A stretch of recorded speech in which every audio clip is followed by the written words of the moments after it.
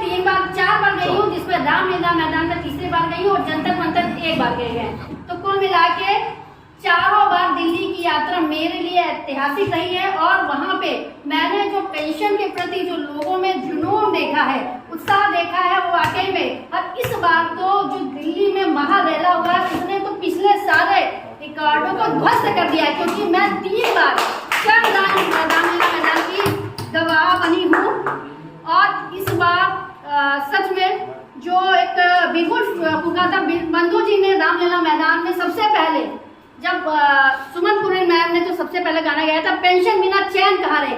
सच में आज पूरे देश में पेंशन बिना चैन कहाँ रहे का वो गाना सार्थक कर दिया उन्होंने। आज सही में हर एक कर्मचारी, चाहे वो किसी विभाग को, सब अपने सीमाओं को तोड़ के, मतलब राज्यों की सीमाओं को तोड़ के सबने रामलीला मैदान में 1 अक्टूबर को एकदम जन सैलाब ला दिया है।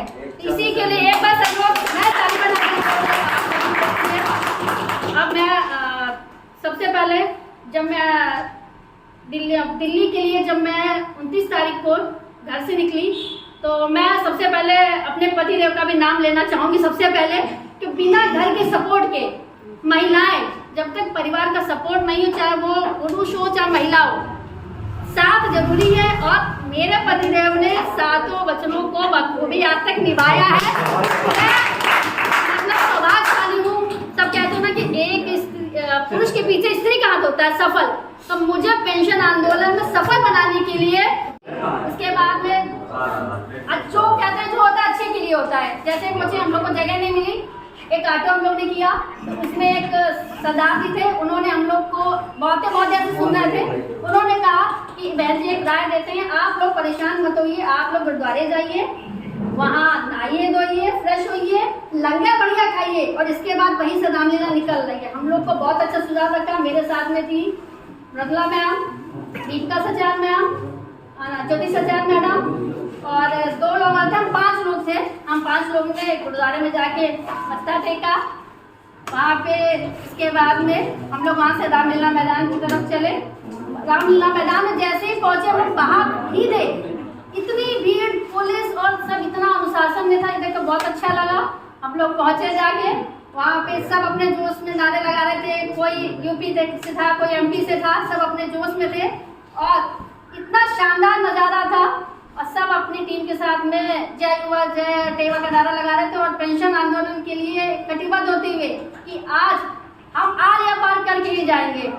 और जब अंत में सबसे अच्छी बात ये रही कि जो हमारी रैली रही वो अनुशासन के साथ में रही और आखिरी तक कोई धक्का मुक्की नहीं, सब अपने आराम से, जब रैली खत्म हुई सब अपने से अच्छे से घर पहुंच गए। ये सबसे अच्छा रहा और आगे भी इसी तरीके से सब अच्छा होगा। अनुभव तो बहुत सारे हैं। मेरे और साथी प्रतीक्षा में कि मैडम जी का तो मैं इन्हीं शब्दों के साथ में अपनी वाणी को विराम देती है। अनुभव तो बहुत है बाकी अगली मीटिंग में। अब मेरी कोई जरूरत नहीं है, तुम्हारे साथी तुम्हें मिल गए हैं, इसलिए आप चाहिए। लेकिन फिर मुझे गर्व हुआ कि उन्होंने, उनको विश्वास है कि मेरी धर्मपत्नी जहाँ जा रही है वहाँ वो हर लिहाज से सुरक्षित है। अटेवा ने वो विश्वास उनके मन में जगाया है। तो इसके बाद में फिर मैंने उनसे आग्रह किया, नहीं आप आए हो तो अब आप कितनी देर रुके हो, तो उनको फिर हम अंदर गए। इसके बाद में वहाँ पे देखा सारे डिफेंस के और सब लोग जमा थे, नारे लग रहा था और मंडल अध्यक्ष जी भी थे, वहाँ पे थे, पहले से मौजूद थे। नर्सेस संघ की कानपुर की टीम थी, सबके साथ में हम लोगों ने वो जो जोश दिख रहा था। इसके पहले जब मैं गई थी तो माँ तो 2 या 3 थी। सच में मैं इस बार का नज़ारा देखी तो मैं निशब्द हूँ। और ये आप सभी के जो पेंशन के लिए जो हम लोगों ने आवाज़ उठाई, सच में आज वो एकदम बिल्कुल चरम सीमा पे है और हमको अब इसमें पीछे नहीं हटना है। और एक बात और याद रखनी है कि हमको जोश में होश नहीं खोना है, जोश में होश नहीं खोना है। हमको जैसे हम अभी तक संगठन से निर्देश के अनुसार काम करते हैं, हमको अभी भी आज हमारा मुद्दा ज्वलंत हो गया। अब हमको और मतलब होश में काम करना, जोश में नहीं काम करना है। तो आप सभी लोग होश में रह के काम करिए और संगठन से जो निर्देश मिले उनको फॉलो करिए। इसके बाद में अब आते हैं रामलीला मैदान की ओर। वहाँ पे जब हम सुबह पहुँचे तो मैं शुरू करूँगी पहले अपने से। एक्चुअली में मेरी ट्रेन छूट जाती जी। जब हम पहुँचे तो मेरी 4:45 की ट्रेन थी। 5 मिनट मतलब 20 मिनट में पनकी से वहाँ तक घंटा घर तक पहुँचना हस्बैंड वो स्पीड में चलाई कि मैंने 8 साल शादी को पहली बार इतनी ये जुनून पेंशन चाहिए। पेंशन ये यहाँ की मतलब आने जाने के लिए मेरा मतलब मोटिवेशन ही जा रहा है कि मतलब स्पीड में गए हम लोग पेंशन के लिए गए कि हमारी ट्रेन ना छूटे। एक वहाँ पर कर्मचारी थे पुलिस के, हमने कहा सर ये ट्रेन, तो कहते अरे वो तो अभी निकल गई। अब मेरे तो सांस ऊपर के ऊपर नीचे मतलब ट्रेन छूट गई। अब मैं दिल्ली कैसे पहुँचूंगी? मैंने कहा सबको बोला दिल्ली चलो, और प्रभारी बने बैठे, हम नहीं रहेंगे तो क्या होगा, क्या बोलेंगे, हमारे पास शब्द नहीं थे। तो फिर थोड़ा सा बड़े प्लेटफॉर्म नंबर 3 में थी, जैसे तैसे गिरते पड़ते ट्रेन में पहुंचे और चैन की सांस ली। यानी हमें आधा लगा हम दिल्ली पहुंच गए। ट्रेन में बैठना ही मेरा लगा कि हम दिल्ली पहुंचे। तो फिर वहां पहुंचने से हमारे जो रेलवे कर्मचारी था, हमारा डिपार्टमेंट था, उन्होंने इतना सहयोग किया देख करके, मतलब ट्रेन रुकने की पहले से ही आउटर से ही होर्डिंग लगी हुई थी जगह जगह पर, अटेवा की। तो देख के मन गदगद हो गया। और मार्गदर्शन के लिए भी जगह जगह पर उन्होंने पोस्टर लगा रखे थे और खुद स्वयं खड़े थे। सबसे बड़ी बात स्वयं खड़े थे। वो हम लोग डायरेक्शन थोड़ा चेंज हो गया तो एक भाई साहब आए, कहते नहीं मैडम इधर से जाइए, इधर से आपको जाना, इधर से मिलेगा। तो उनका भी सहयोग सर माथे कि मतलब उन्होंने इतना सपोर्ट किया और वहाँ पर भी कोई नुकसान नहीं हुआ। और हाँ, एक मैडम से बात हुई तो मैडम का एक्चुअली में क्या था, और अगर आप आएंगे तो हम जो है पेंशन लेके जाएंगे, हमको पेंशन लेके जाएंगे और आपको भी लेके जाएंगे।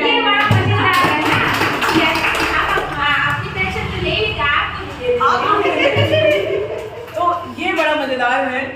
उसके बहुत सारे वीडियो वायरल हो रहे हैं और वो वीडियो लगातार जोश बनाए रखने के लिए भेजते रहिए, शेयर करते रहिए ताकि जोश बना रहे। ठंडा नहीं करना है क्योंकि ये मिली नहीं है, मिलने की प्रोसेस में हम लोग रास्ते में हैं। और आप यकीन मानिए बिल्कुल पीक पॉइंट में, ऐसे पॉइंट में है जहाँ पे सरकारें हिल रही हैं, सोच रही हैं कि भाई करें तो करें क्या, रास्ते निकाल रहे हैं, बीच के रास्ते निकाल रहे हैं। तो हमें लगता है कि हम लोग बड़े भाग्यशाली लोग हैं कि जो इस ओपीएस आंदोलन का हिस्सा हैं। क्योंकि इस समय सब लोग वर्ल्ड कप देख रहे होंगे, वर्ल्ड कप सभी लोग देख रहे हैं ना। टीमें खेल रही हैं लेकिन जीत कौन रहे हैं? देश जीत रहे। खेल टीमें रही हैं लेकिन देश जीत रहे हैं। वैसे ही हम लोग वो खिलाड़ी हैं जो ओपीएस के आंदोलन में लड़ रहे हैं, और लेकिन जीतेगा कौन? पूरा कर्मचारी जीतेगा, पूरा भारत देगा। और अगर जीवन में कभी आपको 2 मौके मिले दर्शक बनने का और खिलाड़ी बनने का, तो हमेशा चूज करिएगा कि आप खिलाड़ी बने, दर्शक बने। क्योंकि इतिहास हमेशा खिलाड़ियों को याद रखता है, दर्शकों को नहीं। इस रैली का जो सफल आयोजन हुआ, कानपुर देहात की टीम तो खैर कहने क्या है उसकी, अंतु मैम हमारी जो है संयोजिका जी बैठी हुई हैं, इनके जज्बे को जो भी कहा जाए कि भाई मेरा तो नंबर है। और ज्योति मैम के जोश के बारे में तो शब्द ही नहीं मेरे पास में, और वो जोश अभी भी आके तुरंत बोले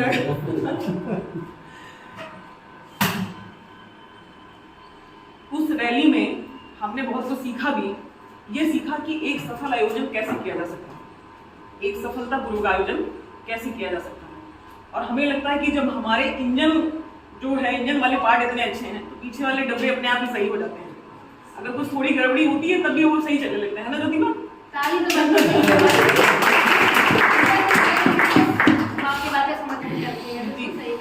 बिल्कुल। और लास्ट में मेरे पास इस रैली के लिए 2 लाइनें हैं कि कौन कहता है कि आसमां में सुराख नहीं हो सकता, कौन कहता है कि आसमां में सुराख नहीं हो सकता, एक पत्थर को तकलीफ से उछालो। क्षण क्षण पे कोई ना कोई घटना है, कोई ना कोई अनुभव जुड़ा हुआ है, और इतनी बातें हैं कि कहना सारे लोग कहेंगे तो शायद एक दिन लग जाए। तो ऐसे समय में बोलने का मौका दिया महामंत्री जी ने, इनका बहुत बहुत आभार है। साथियों, ये जो रैली थी दिल्ली की, मैं खुशनसीब हूँ कि मुझे ये 4थी बार जाने का मौका मिला। इसके लिए हमारे जो अग्रणी भाई लोग हैं उनको मैं बधाई देता हूँ, उनको मैं आभार व्यक्त करना चाहता हूँ यहाँ से। हर व्यक्ति के जीवन में कुछ सपना होता है, सभी लोग अपना सपना देखकर चलते हैं, सोचते हैं कि हम ऐसा करेंगे, हमारे जीवन का ये सपना है। जैसे कि हम लोग यहाँ पे बैठे, हम लोगों का लक्ष्य एक ही है, पुरानी पेंशन बहाली। दिल्ली की जब मैं पहली रैली में गया था, रामलीला मैदान का ही वो दृश्य था और दिल्ली के मुख्यमंत्री केजरीवाल हुआ करते थे, अभी भी हैं, तो वो आए थे। उन्होंने मेरे जीवन में पहली बार किसी मुख्यमंत्री ने अपने मुंह से ये बात कही थी कि मैं अपने राज्य में पुरानी पेंशन बहाल कर रहा हूँ। साथियों, शरीर का कोई रोम नहीं था जो खड़ा ना हो गया हो। मेरे जीवन का सबसे वो ऐसा क्षण था जो कभी भूलता ही नहीं। किसी मुख्यमंत्री ने अपने मुंह से पहली बार, क्योंकि हम लोग तो ऐसी जगह से टेबा पर लेकर चले थे जहाँ लोग भरोसा ही नहीं करते थे कि पुरानी पेंशन भी बहाल हो सकती है। लोग हंसी उड़ाते थे, उपवास उड़ाते थे, 4 लोग चलते थे। तो ऐसे हमारे लिए दूसरा गौरवशाली क्षण वो था जब मैं झारखंड का वो बिरसा मुंडा स्टेडियम वो नहीं भूलता हूँ, जब वहाँ के मुख्यमंत्री माननीय हेमंत सोरेन जी ने अपने मुंह से अपने राज्य में पेंशन बहाली की घोषणा कर दी थी 26 जून को। साथियों, वो भी बहुत बड़ा दृश्य था, बहुत बड़ी रैली थी, एक सिस्टमेटिक, क्योंकि जब कोई रैली मुख्यमंत्री आयोजित करता है अपने राज्य में तो एक सिस्टमेटिक व्यवस्था होती है, बैठने की व्यवस्था होती है, कुर्सियाँ होती हैं और भी बहुत सारी चीज़ें होती हैं, रंगारंग कार्यक्रम होते हैं, आयोजन किए जाते हैं, लोकगीत होते हैं, तमाम चीज़ें होती हैं। वो दृश्य भी एक फुटबॉल का स्टेडियम है, बहुत बड़ा स्टेडियम है, जिस तरह रामलीला मैदान स्टेडियम है, वो भी दृश्य एक मेरे जीवन में अमिट है और उसको मैं हमेशा याद रहता है। साथियों, जीवन में पुरानी पेंशन के लिए हम लोग लड़ रहे हैं और जैसे जैसे ये मुद्दा हमारा बड़ा हो रहा है तो ये लग रहा है कि हम लोग अपने मुद्दे के करीब हैं। पूरा प्रयास कर रहा हूँ कि जहाँ पर भी मुझे मौका मिला है, नेतृत्व के द्वारा जहाँ पे भी भरोसा जताया गया है, उस काम को करने के साथ साथ अगर शरीर में और भी ऊर्जा बचे तो दूसरे काम भी करने का प्रयास करें। आप देख रहे होंगे एक नए क्लेवर में, क्योंकि यद्यपि हमें आप देख रहे हैं ये IT सेल क्यों बनाना पड़ा, इसके पीछे एक कारण है। क्या कारण है अनुपम जी, क्या कारण है हम लोग IT सेल क्यों बनाए? मेन कारण तो ये है ना, इसीलिए तो हम लोग IT सेल बनाए। IT सेल बनाने के पीछे ये कारण था। और जैसे कि एक नॉन रजिस्टर्ड डॉक्टर होता है ना गांव में, रात में साहब वही काम आता है। रात में MBBS नहीं मिलता गांव में, रात में MBBS नहीं मिलता गांव में। बहुत अच्छे होते हैं MBBS लोग, उनके ऊपर भरोसा कर सकते हैं, लेकिन जो हमें प्राथमिक उपचार कर दे, जो हमारी जान बचा दे, हमारे लिए तो वही भगवान है, क्योंकि हम तो गांव में रहते हैं। तो मीडिया के साथी जो हमारे ये लोग हैं, हमारे लिए तो वही भगवान है, हमारी तो यही मीडिया है। आज अगर दूसरी मीडिया हमें नहीं छाप रही है, नहीं दिखा रही है, तो हम लोग उसको बाइकाट करेंगे। उसकी शुरुआत भी हो चुकी है। नहीं करेंगे 1800 रुपया बच रहे हैं। हम लोग उस मीडिया को बाइकाट करेंगे और वैसे भी तो इस तरह से मैं ज़्यादा समय नहीं लूँगा, क्योंकि हम अभी यहाँ पे काफ़ी लोग बोलने के लिए और समय भी काफ़ी हो चुका है, बोलने के लिए बहुत कुछ है यार। और बहुत अच्छा नज़ारा हमें दूसरे जनपदों का भी देखने को मिला। आपके साथ तो रहता ही रहता हूँ। कानपुर नगर एक सिस्टमेटिक व्यवस्था में अपना पूरी बोगी उनकी थी और उन्होंने स्पीकर वगैरह ट्रेन में भी लगा रखे थे। यही फतेहपुर का भी हाल था और वापसी में औरैया के साथियों के साथ रहा तो उनका भी देखा। और उनका हमने एक चीज़ और अच्छी लगी कि पूरे मतलब एक साथ पूरी टीम ग्राउंड के अंदर प्रवेश किया, तो एक माहौल बना और एक